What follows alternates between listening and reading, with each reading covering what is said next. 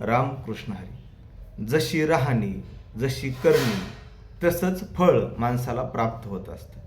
म्हणून माणसाने नेहमी चांगलं कर्म करावं. जसं कर्म तसं फळ हे बरोबरच आहे.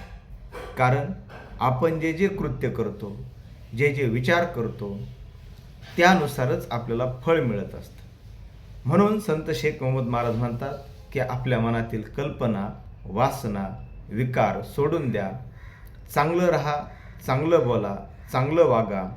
यासाठी ते एका ओवीतून म्हणतात, जयाची जैशी करणी रहनी, तो तैसेच पावेल तत्क्षणी.